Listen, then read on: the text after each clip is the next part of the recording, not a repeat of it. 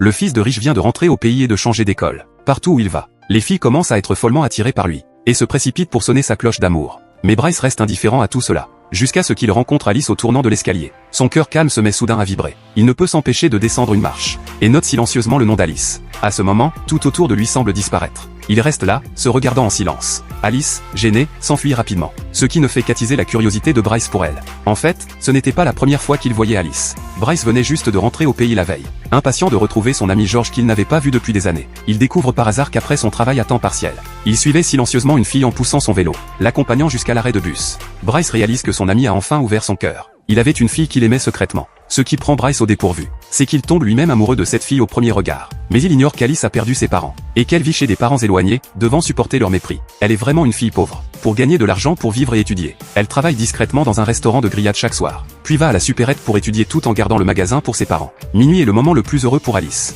car elle peut récupérer les onigiri et les bento périmés, et avoir son repas le plus délicieux et satisfaisant de la journée, car ses parents ne lui donnent pas d'argent pour la nourriture. Quand le professeur principal s'inquiète pour elle, elle plaisante toujours en disant qu'elle fait un régime.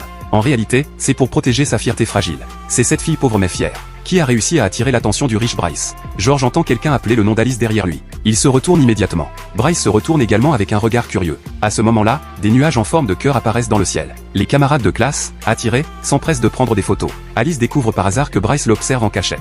Mais son petit ami bloque rapidement sa vue. La cloche de l'amour est censée sonner quand quelqu'un qui vous aime se trouve dans un rayon de 10 mètres, permettant ainsi de comprendre les sentiments de l'autre. Dès que la cousine d'Alice a vu Bryce, elle a secrètement décidé de le conquérir. Bryce demande au chauffeur de suivre Alice. C'est la fille que George aime. George le nie, mais Bryce peut lire la vérité sur son visage. Ils suivent Alice jusqu'à la supérette de ses parents, mais George n'ose pas lui avouer ses sentiments. Il s'avère qu'Alice a un petit ami. C'est le garçon qui lui a apporté des snacks aujourd'hui. Mais Bryce pense que deux personnes qui sortent ensemble ne s'aiment pas forcément mutuellement. Le soir, sa cousine Lisa dort avec un masque de beauté, pendant qu'Alice doit enfiler son gilet pour aller travailler au magasin, sans savoir que chaque fois qu'elle travaille au restaurant de barbecue, quelqu'un l'observe discrètement. George panique dès qu'il perd Alice de vue, et la cherche partout frénétiquement. Mais quand Alice lui parle, il devient trop timide pour répondre. Ce soir-là, Alice reçoit un message de son petit ami, qui l'invitait à aller au cybercafé demain. Alice prétend avoir des cours de rattrapage, alors qu'en réalité elle doit travailler pour gagner de l'argent. Non seulement son petit ami ne comprend pas sa situation, mais il lui demande même de sécher les cours pour l'accompagner. Le lendemain après les cours, Bryce semble avoir remarqué quelque chose. Lui qui comptait rentrer directement chez lui,